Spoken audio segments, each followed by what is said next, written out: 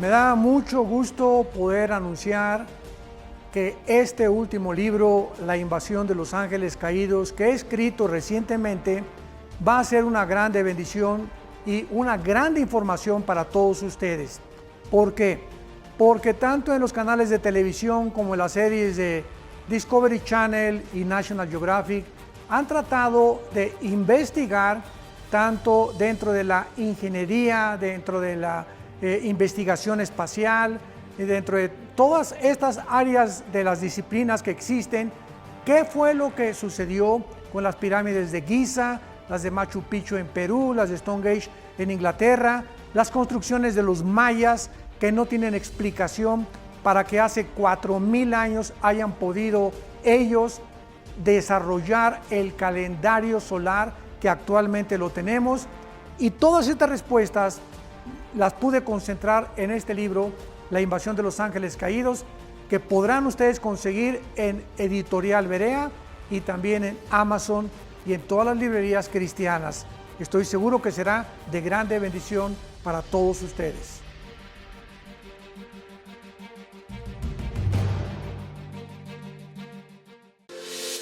Seminario Internacional de Matrimonios en la Riviera Maya 2021. Un nuevo año, un nuevo comienzo. Ahora en el Hotel Ibero Star Selection Paraíso Maya, 4 diamantes. Muy pronto iniciaremos inscripciones. Espéralo.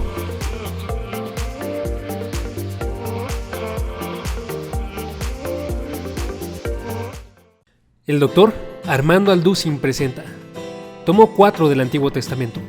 Continúa tu recorrido a través de la Biblia en 134 videoconferencias del Dr. Armando Alducin. Descubre lo que Dios quiere comunicarte en nuestra USB especial y lleva la palabra en todo lugar. Examinaremos el libro de Nehemías, Job, Salmos, Proverbios y Eclesiastés. Descubre la sabiduría de Dios para formar líderes que construyen con base en la palabra de Dios. Experimenta el misterio del sufrimiento y conoce a un Dios soberano y maravilloso. Aprende a alabar a nuestro Dios en oración y conoce la verdadera sabiduría que guiará tu vida por el mejor camino. 134 videoconferencias del Dr. Armando Alducin.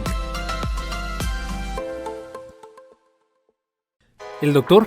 Armando Alducin presenta 89 videoconferencias sobre el cristianismo. Descubre lo que significa ser un discípulo de Cristo. ¿Qué define la vida de un cristiano? Descubre cómo llevar una comunión con Dios a través de una vida de oración, de la lectura de la Biblia y de una vida en crecimiento. Aprende a estudiar la Biblia para poder conocer a Dios y tener un sustento a través de toda prueba y toda fase en tu vida. Conoce las enseñanzas principales de la Biblia con temas como Aprende a orar, ¿quién es un cristiano?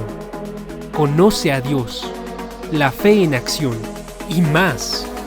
Prepara tu corazón para la vida de fe en un set de 89 videoconferencias con el Dr. Armando Alducin.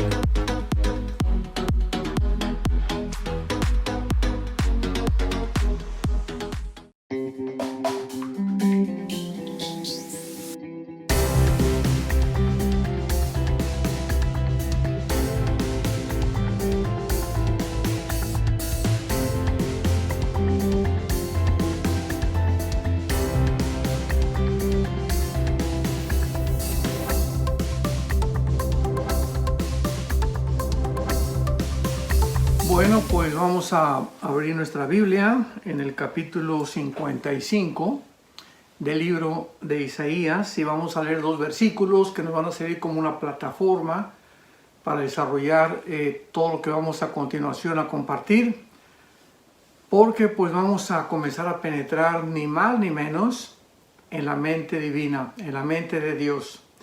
Le quiero llamar a este estudio el misterio de la mente de Dios. El misterio de la mente de Dios. Dice en Isaías 55, versículo 8 y 9, un versículo que pues la mayor parte de los cristianos conocen, porque mis pensamientos no son vuestros pensamientos, ni vuestros caminos mis caminos, dijo Jehová. Como son más altos los cielos que la tierra, así son mis caminos más altos que vuestros caminos, y mis pensamientos más que vuestros pensamientos. Venir a la Biblia es venir ni más ni menos a comenzar a acostumbrarnos a desarrollar el bendito hábito de conocer cómo piensa Dios. Porque regularmente todos los seres humanos tenemos una manera de pensar de este tamaño, o sea, nuestra mente, nuestros pensamientos son extremadamente limitados, finitos, y realmente no podríamos jamás compararlos con la inmensidad y el tamaño y la majestuosidad y el poder de Dios, ni tampoco de sus pensamientos. Y esto se puede comparar fácilmente pues con los niños y los adultos, para que podamos comenzar a tener algunos puntos de referencia. Un niño de 3 o 4 años de edad tiene un cerebro igual que una persona de 30 40 años de edad. Sin embargo, la persona de 30 40 años de edad, ese cerebro lo tiene mucho más desarrollado. El niño pequeño pues piensa como niño, ¿y por qué me quitas el juguete? Papá, si me quieres no me pegues, etcétera, etcétera. No podría ese niño, por su falta de desarrollo, alcanzar a pensar como piensa una persona de 25, 30, 40, 50 años de edad. Bueno, pues más o menos esta referencia nos puede ayudar para poder comprender que nosotros, comparados con los pensamientos de Dios, no habría absolutamente ningún límite que podríamos nosotros fijarnos para poder decir, ya hemos alcanzado a pensar o a entender por qué Dios hace lo que hace. Y este es el propósito de este estudio, porque la Biblia es ni más ni menos la mente de Dios revelada al ser humano. ¿Por qué Dios nos deja la Biblia? Precisamente con este propósito, para que podamos nosotros comenzar a penetrar, a estudiar, a meditar, a analizar cómo piensa Dios. Y de esa forma, en la medida en la que nosotros ponemos la palabra de Dios en nuestra mente y la guardamos en el corazón, vamos a ir cada día, cada semana, cada mes, desarrollando nuestra mente de una forma impresionante. Todavía ni siquiera nos imaginamos a qué grado podemos desarrollar nuestra mente, pero más que cualquier otra cosa, comenzamos ya a pensar por qué Dios permite el mal. ¿Por qué Dios permitió que su Hijo Jesucristo muriera en manos de pecadores? ¿Por qué Dios no ha terminado con los tsunamis, con los terremotos, etcétera, etcétera? Y todas estas preguntas, sabemos que los que no pueden contestarlas son los ateos. Porque pues un ateo, ¿verdad? Una persona que no tiene ningún punto de referencia, no puede dar ninguna explicación, porque sencillamente el mal ni siquiera existe para ellos. O sea, no hay una base moral entre el bien y el mal, entre la justicia y la injusticia, para poder calificar realmente qué es malo y qué no es malo. Más que su propio juicio completamente desorientado, corrompido y completamente desviado de la verdad. Entonces, no cabe duda que vivimos un mundo caído, un mundo disfuncional, por causa de la rebelión del ser humano. Así lo explica la Biblia y lo vas a ir comprendiendo cada vez más.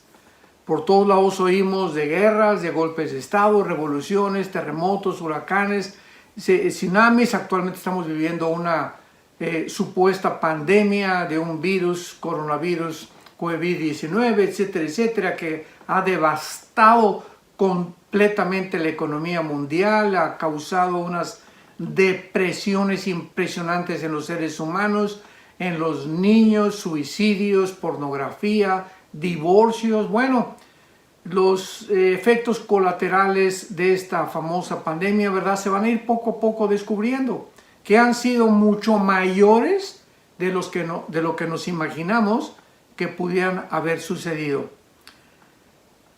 Y todas estas circunstancias nos hacen pensar y hacernos una pregunta, pero lo más importante es, ¿por qué Dios permite la maldad?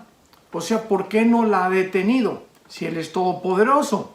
¿Por qué continúan los sufrimientos y la destrucción como actualmente vivimos en el mundo? Y por causa de que no hay respuestas que demandan las mentes finitas como la que tenemos nosotros, ilimitados, entonces muchas personas abrazan filosofías para esconderse y tratar de justificar sus vidas morales. Entonces, cuando una persona dice, bueno, pues si Dios no existe y Dios no tiene respuestas para nosotros, pues se encarcelan muchas personas y se amargan.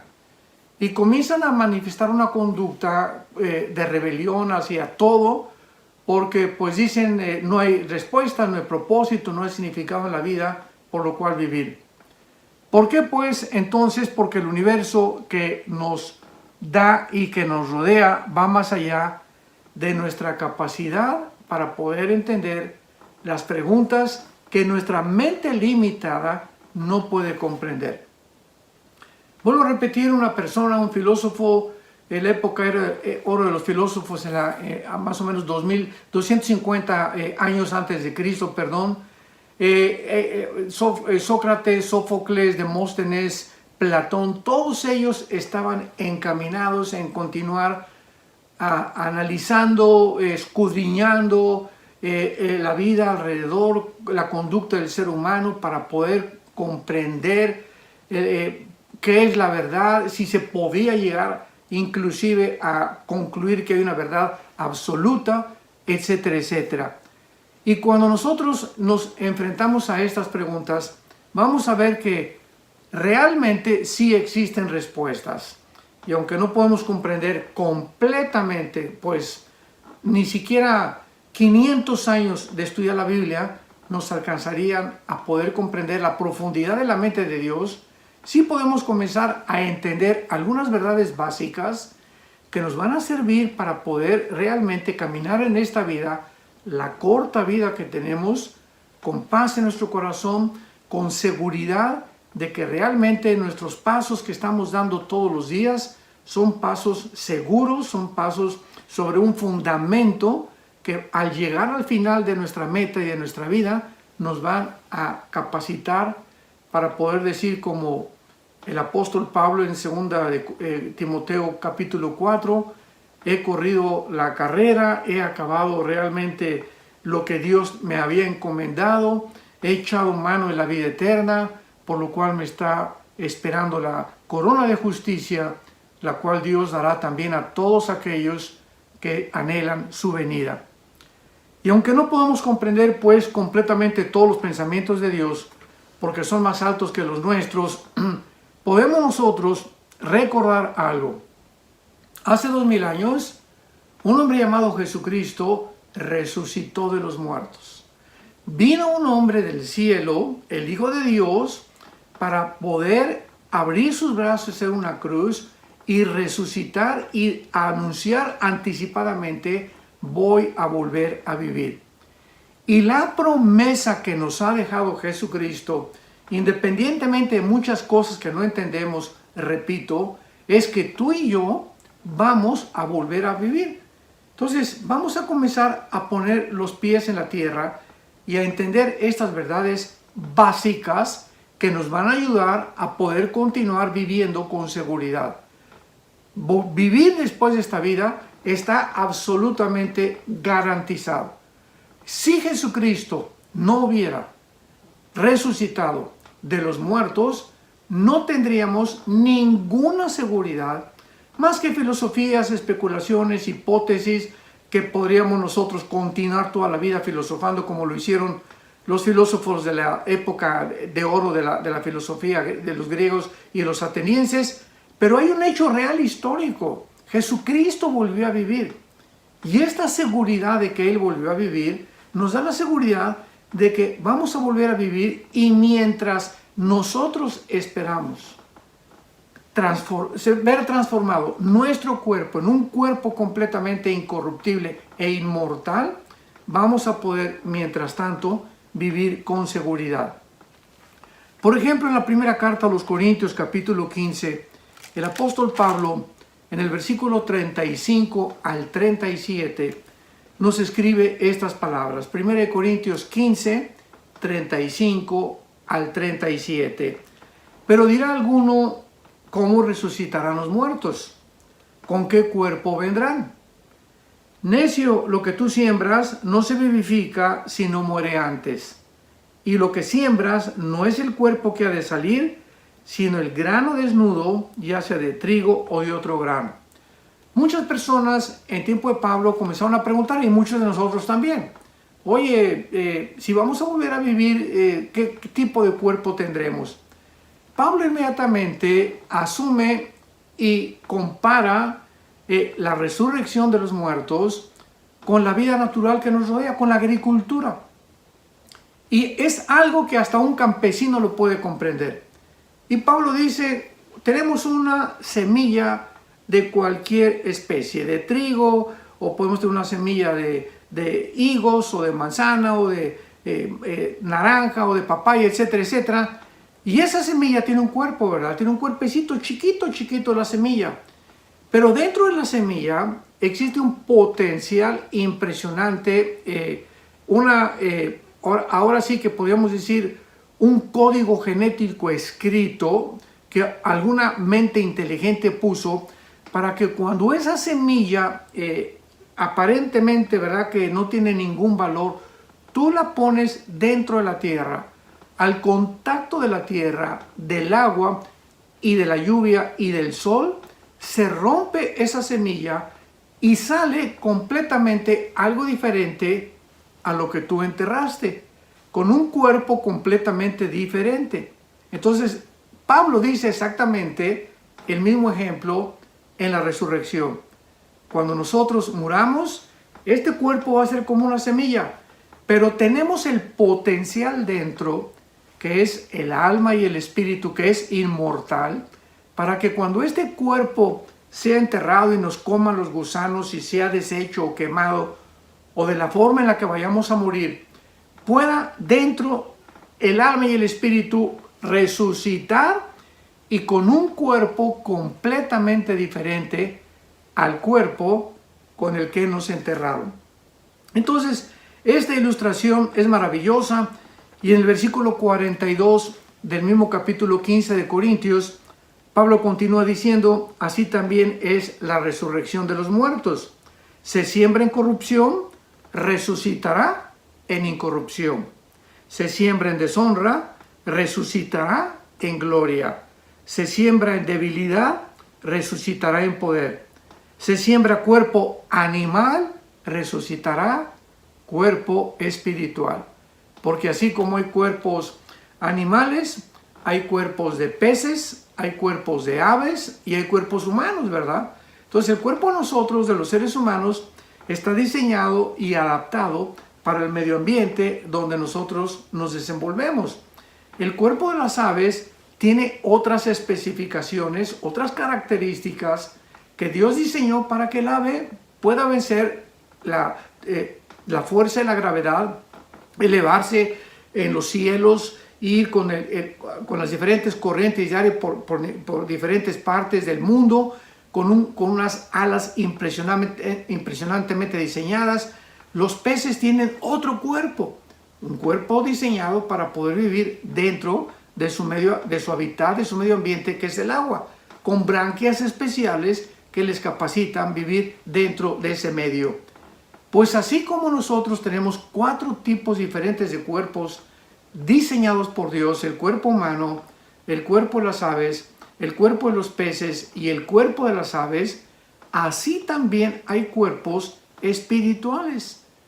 En la otra dimensión que nosotros todavía no alcanzamos a percibir con nuestros 5 sentidos, el cuerpo de los ángeles. Los ángeles tienen un cuerpo diferente al de nosotros. Sin embargo, ellos pueden entrar a nuestra dimensión, donde tú y yo vivimos en este planeta, regido por las leyes cósmicas que nos rodean, y los ángeles se pueden materializar. O sea, esos cuerpos que ellos tienen se adaptan a a otra dimensión, a la otra vida, y se adaptan a esta vida en la que tú y yo únicamente podemos sobrevivir. Por eso dice la Biblia que la carne y la sangre, o sea, un cuerpo humano, no está adaptado para vivir fuera de la atmósfera. Nos salimos de la atmósfera y llegamos a la luna e inmediatamente necesitamos a un equipo de astronautas con una máscara, etcétera, etcétera, porque ya no hay oxígeno, gas impresionantemente maravilloso que es oxígeno mezclado con nitrógeno y otros gases que nos permite respirar, porque la vida está en el oxígeno. Cuando nos tapamos la boca, pues ya no respiramos, ¿verdad? En ese momento estamos negándole a la sangre el gas que la sangre necesita para poder realmente llevar las vitaminas y circular en nuestro cuerpo y darnos la vida que está en la sangre. Entonces, cuando nosotros nos tapamos la boca, pues inmediatamente estamos restringiendo el oxígeno, ya no entra en la capacidad que debe de entrar, nuestro sistema inmunológico comienza a debilitarse y comenzamos a tener problemas después, los vamos a ver después, porque cuando una persona está enmascarada durante más 3-4 horas y no respira, pues es lógico que los estreptococos, bacterias, microbios que se amontonan allá adentro y el dióxido de carbono que se amontona también en los pulmones, tarde o temprano nos tenga que de alguna forma lastimar, dañar y finalmente enfermar. Pero pues estamos en este mundo, ¿verdad? Que es una locura completamente, y podemos ver que realmente tenemos que adaptarnos a muchas cosas que van en contra de nuestra propia salud, pero que sin embargo a la luz de los expertos es la forma de sobrevivir. Bueno, podemos preguntarnos ahora también, ¿podríamos realmente disfrutar el mundo venidero el que nos está esperando, o sea, el cielo, a no ser que hubiéramos podido compararlo con el mundo y la maldad en la cual vivimos? No, la respuesta es no. ¿Podríamos nosotros también comparar el amor y la misericordia de Dios si no hubiéramos conocido la maldad? La respuesta es tampoco. Entonces, fue de una forma maravillosa en la sabiduría de Dios que por amor mismo nos creó. O sea, al crearnos Dios, Él quería que nosotros conociéramos su amor, su misericordia, su compasión, la bondad, la mansedumbre. Pero ¿cómo podíamos conocer esas cosas y esas virtudes benignas, maravillosas, bondadosas, positivas, si no podríamos compararlas con lo otro, que la antítesis del bien es el mal? La antítesis de la alegría es el lloro, es el padecimiento, es la tristeza. Entonces, para poder apreciar algo, tenemos que también compararlo, tener un punto de referencia para poder realmente decir, esto es mejor que aquello. ¿Me van siguiendo? Entonces, Dios permite que el mal entre al mundo por amor. ¿Cómo que por amor? Por el amor de Dios, Él lo hizo. O sea, Dios quería en su amor que nosotros conociéramos ese amor. Pero ¿cómo podríamos conocer ese amor si no conociéramos lo opuesto al amor que es el mal? Entonces Dios permite esto que entre al mundo, que es el mal, como ha tenido ya aproximadamente 6,000 años, pero al mismo tiempo, hace 2,000 años, Él baja del cielo inmediatamente a recordarnos que todo ese mal por el cual nosotros tendríamos algún día que pagar, porque la paga del pecado es la muerte, viene Dios y Él toma ese mal que tú y yo teníamos que pagar y lo pone sobre el cuerpo de su Hijo Jesucristo. Y en la cruz del Calvario, Dios nos dice, si tú me quieres culpar de que yo permití el mal, si tú me quieres culpar de que yo soy el autor del mal, te voy a dejar completamente sin armas, te voy a desvestir completamente, porque ahora en lugar de que tú pagues por eso de lo cual me estás culpando, yo lo voy a llevar en la cruz, para que ya no tengas ninguna justificación de poder decir, bueno, ¿por qué permitió Dios el mal? Ahora yo te contesto, lo permití y yo mismo estoy pagando por él. ¡Wow! En ese momento nos quedamos completamente sin poder discutir. Comenzamos ya a entender la mente de Dios. Comenzamos a entender que detrás de muchas cosas que nosotros todavía no entendemos, se encuentra su sabiduría. Y se encuentra una mente que es mucho más alta que nosotros y los pensamientos también y sus caminos más altos que nuestros pensamientos. Ahora vayamos a un libro maravilloso en la Biblia, que es el libro de Job. El libro de Job. Y aquí encontramos una de las más difíciles y severas verdades acerca del sufrimiento. Porque en este libro de Job nosotros vamos a encontrar que al final del libro de Job y después de todo lo que este hombre padeció, Dios permite que le cuestionemos. Dios no se enoja porque tú le digas, Señor, yo no entiendo por qué me pasó esto, no entiendo por qué mi hija se murió, no entiendo por qué mi hijo se murió, no entiendo por qué se cayó mi casa, no entiendo por qué pedí mi trabajo. Todas estas preguntas son válidas porque dice el Salmo 103 que Dios se acuerda de nuestra condición. Se acuerda que somos barro, o sea, somos seres humanos finitos. Él no es un dictador. Él está esperando que nosotros lo cuestionemos, pero de una forma mansa, de una forma humilde, como lo hizo Job. Porque veamos la diferencia. Una persona puede experimentar algo trágico en su vida y decirle, Dios, ¿por qué me permite esto? ¿Por qué permite que atropellaran a mi perro? ¿Por qué hiciste esto y aquello? Y ve tú el otro ejemplo. Señor, yo no supe por qué permitiste que atropellaran a mi perro Fido. Yo no entiendo por qué me está pasando lo que está pasando. Señor, yo te pido que me ayudes a comprender lo que estoy atravesando.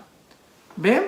O sea, dos caracteres completamente diferentes y la actitud es lo que determina si Dios te va a contestar. Si tú te acercas y, ¿por qué esto y por qué aquello? Y estás enojado con Dios, Dios se queda en silencio, no te contesta. ¿Por qué no te va a contestar? Simplemente porque tu actitud es que estás demandando, estás tratando de contender con alguien superior a ti y con esa actitud, esa persona no te va a poder contestar.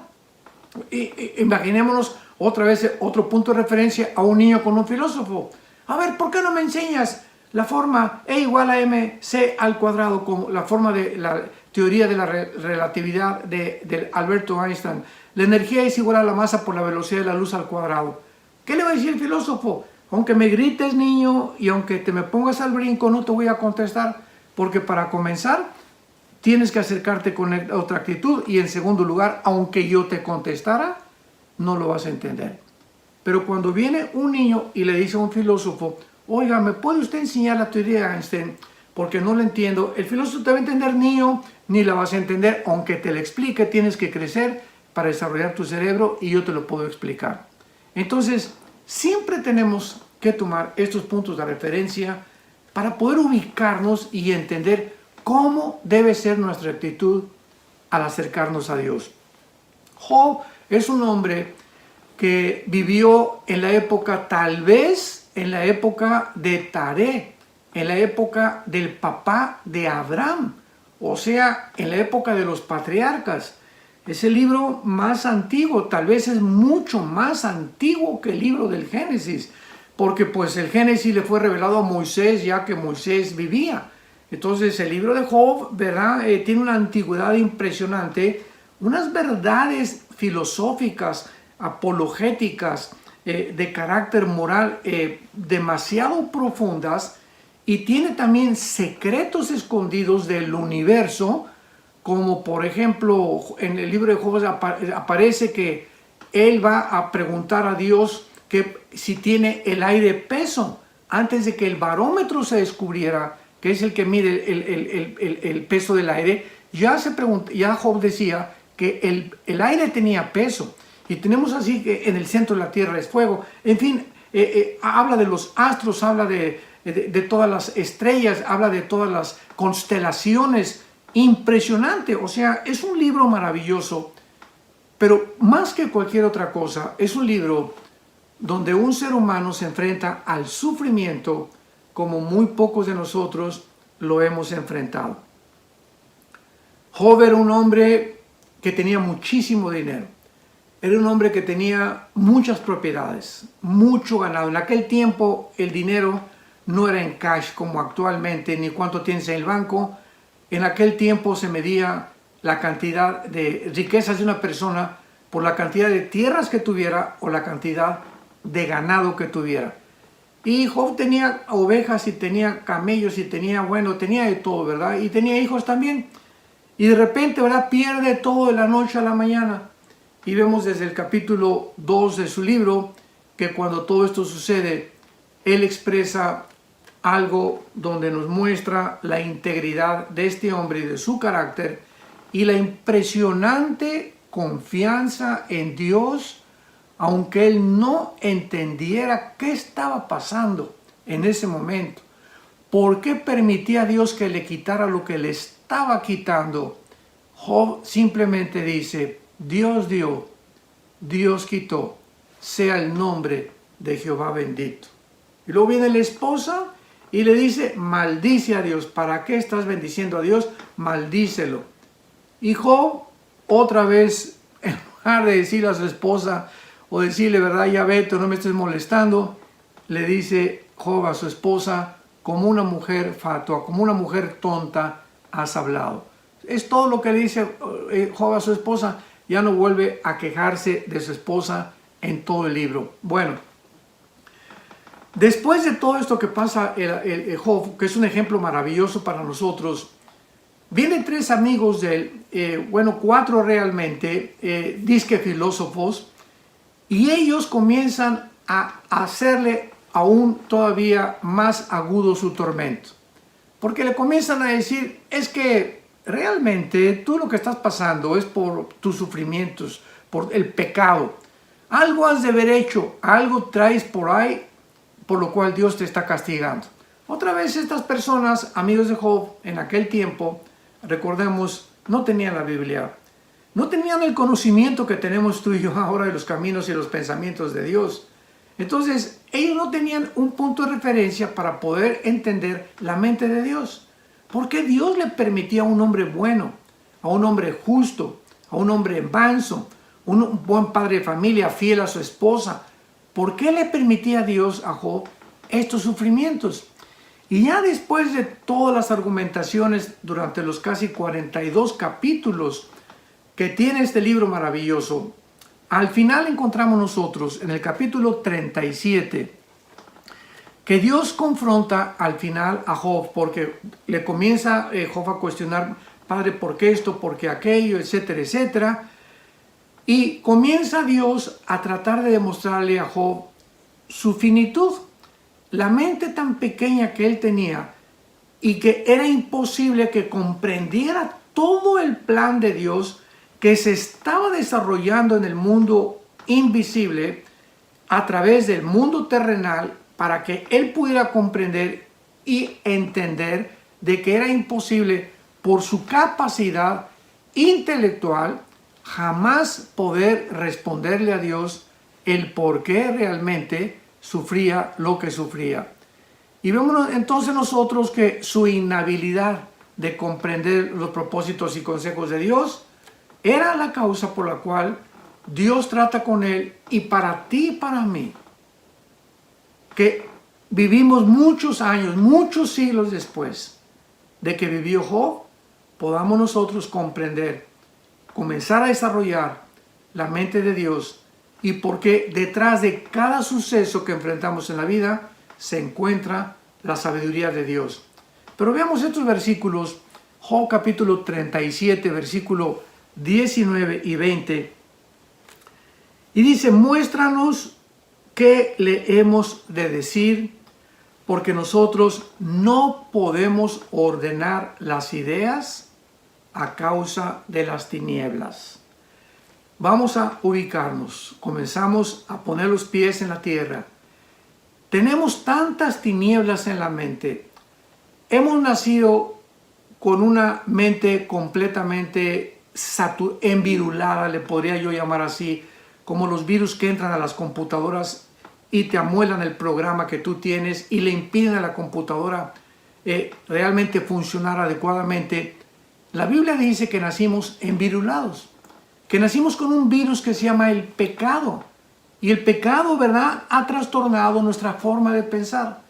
Y no hemos podido realmente desarrollar esta comprensión de los caminos y los pensamientos de Dios por causa del pecado que ha trastornado y ha envirulado, ha entenebrecido nuestros pensamientos. Entonces, es lo que dice Job 37, 19. No podemos ordenar las ideas a causa de las tinieblas. O sea, realmente hasta que nosotros le permitamos al Espíritu Santo entrar a nuestra vida, el Espíritu Santo dentro de nosotros, ¿verdad? Viene, ahora sí que viene a contrarrestar el virus con el cual nacimos, y comienza el Espíritu Santo a sacarnos, a despejar completamente todas las tinieblas que nosotros traemos de generación en generación, genéticamente heredado por nuestros padres, abuelos, antepasados, los profesores en la escuela, en la universidad, nos implantaron religiones equivocadas, filosofías equivocadas, que ateísmo, agnosticismo, escepticismo, materialismo, darwinianismo, evolucionismo, etcétera, etcétera. Todos estos programas envirulados son la causa por la cual funcionamos como funcionamos, pensamos como pensamos, simplemente porque realmente necesitamos un lavado de cerebro. Y este lavado nos lo da el Espíritu Santo al entrar a nuestra vida, al recibir a Jesucristo como nuestro Señor y como nuestro Salvador, y comenzamos de ahí en adelante a entender poco a poco los pensamientos y los caminos de Dios, que nos da seguridad, nos da paz. Ahora entiendo por qué esto, por qué pasa aquello, etcétera, etcétera. Y eso nos mantiene con una paz que sobrepasa todo entendimiento, que es la actitud correcta que debemos los seres humanos mantener, porque ahora la misma medicina y el mundo científico comprueba que la paz es el estado perfecto del ser humano. Porque mientras tú estás en paz contigo mismo, mientras tu conciencia no te está acusando de nada, mientras estás en paz con tu prójimo, mientras sabes que no debes a nadie para que te persiga, mientras tú sabes que tienes una relación perfecta con Dios todos los días, mientras sepamos, ya lo sabemos, que todos tenemos que morir, esa paz que debe gobernar nuestra vida es la que nos va a dar completamente la seguridad y la comprensión de los caminos de Dios. Yo no puedo venir a la Biblia como una pepita en comal y Señor, y aquí, y nervioso, y en un estado de estrés y de ansiedad, porque en ese estado el Espíritu Santo no se puede comunicar conmigo. Tenemos que venir a un estado completamente de relajamiento espiritual, de tranquilidad, de saber que todo está bien y que Dios está al control de todas las cosas y que nunca nada nos va a faltar y nunca jamás nos va a abandonar. Y finalmente, en el libro de Job, capítulo 40, versículo 8, dice la Biblia: ¿invalidarás tú, le pregunta Dios a Job, invalidarás tú mi juicio, me condenarás para justificarte tú? O sea, otra forma de pensar. Muchos seres humanos se voltean: tú tienes la culpa y porque permites esto, acusando a Dios. Y Dios simplemente te dice: ¿me vas a acusar para tú estar bien? ¿Me vas a mí a echar la culpa para que tú puedas tener una conciencia más tranquila? O sea, ¿quieres descargar tu frustración y tu amargura contra mí? No hay problema, dice Dios, pero vas a mantenerte en esa situación. ¿Por qué mejor no te hincas? ¿No reconoces que no entiendes por tu mente finita las cosas que pasan? Me pides a mí, dice Dios, que te revele mis pensamientos, y de ahí en adelante tú vas a comprender que caminando conmigo podrás decir: Jehová es mi pastor, nada me faltará, y aunque haya en valle de sombra y de muerte, no tendré temor alguno. Y finalmente, en el capítulo 42 de Job, para terminar. Esto es ya el final de su vida, y después de que Job trató con su mente limitada, ¿por qué Dios permitió lo que permitió en mi vida? Dice Job, al finalizar ya, al terminar el libro maravilloso, respondió Job a Jehová, capítulo 42, versículo 1 en adelante. Respondió Job a Jehová y le dijo: yo conozco que todo lo puedes y que no hay pensamiento que se esconda de ti. ¿Quién es el que oscurece el consejo sin entendimiento? O sea, Job, vean la actitud de Job, ¿no? Ahora Job mismo ya tiene una comprensión mucho más grande de Dios. ¿Quiénes son las personas que tratan de ponerse, podríamos decir vulgarmente, se le ponen al brinco a Dios, retan a Dios, desafían a Dios cuando el entendimiento de esas personas es de un caracol? O sea, ¿cómo puede un ser humano, al final dice Job, tratar de cuestionar a Dios con una actitud equivocada, demandarle a Dios como poniendo a nosotros como jueces y decirle a Dios: ahora me vas a contestar y me vas a decir esto y aquello, cuando no somos más que criaturas insignificantes, creadas a su imagen y semejanza, que necesitamos acercarnos a Dios con esa humildad y esa mansedumbre que es indispensable para poder caminar con Él. Porque Jesús dijo: nadie se puede acercar a mi Padre más que a través de la humildad. Aprendan de mí que soy manso y humilde de corazón. Y Job dice y continúa diciendo: por tanto, yo hablaba lo que no entendía, cosas demasiado maravillosas para mí que yo no comprendía. Ahora sí, ¿verdad? Ahora sí lo entiende Job, y lo entiendes tú y lo entiendo yo también. Antes de conocer la Biblia y conocer a Dios, hablábamos y alegábamos, y que el ateísmo y que esto y el otro, y Dios tiene la culpa por acá y por allá, y yo soy ateo y amargados. Y hablábamos tantas barbaridades y tantas sandeces sin comprender lo que estábamos diciendo, ni entender por qué decíamos lo que decíamos. Y Job finalmente le dice a Dios: oye, te ruego y hablaré. Te preguntaré y tú me enseñarás. De oídas te había oído, mas ahora mis ojos te ven. Por tanto me aborrezco y me arrepiento en polvo y ceniz. Cuando ya entendemos con quién nos estamos poniendo, a quién tenemos enfrente de nosotros, al Creador de los cielos y la tierra, que envió a morir en una cruz a su Hijo Jesucristo, y que cada vez que nosotros no entendamos algo y que tengamos dudas, esto a mí me ha ayudado de una forma particular, volteemos hacia la cruz, hacia el pasado. Señor, no entiendo muchas cosas, pero una cosa es muy clara para mi vida: tú diste tu vida por mí en mi lugar en esa cruz, y derramaste tu sangre preciosa, y a los 3 días te levantaste de los muertos para que yo, aun cuando no entiendo muchas cosas todavía, pueda comprender que de tal manera me has amado que has dado tu vida por mí en una cruz, para que yo no me pierda, sino que tenga la vida eterna, y que pueda yo entender que jamás debo de temer mientras viva, que nunca me dejarás ni tampoco me abandonarás.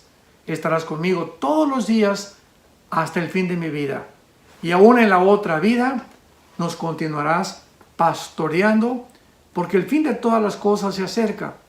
Seamos sobrios, vivamos en oración y recordemos que Dios es Dios. Nosotros somos seres humanos finitos, limitados, que sus pensamientos no son nuestros pensamientos, ni sus caminos nuestros caminos, y mientras tanto tratemos cada día de entender más ese corazón maravilloso del Hijo de Dios, que dio su vida por nosotros en una cruz. Que Dios te bendiga y que tengas mucha paz.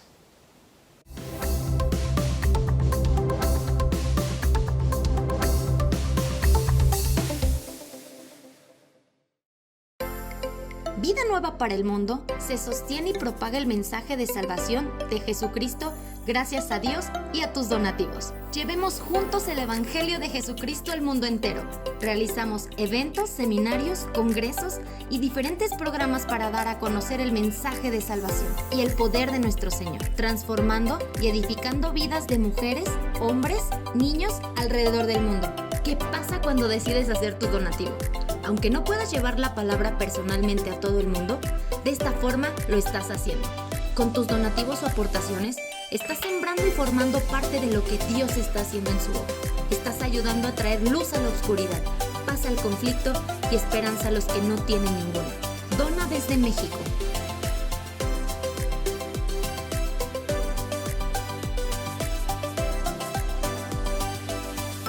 Dona desde Estados Unidos.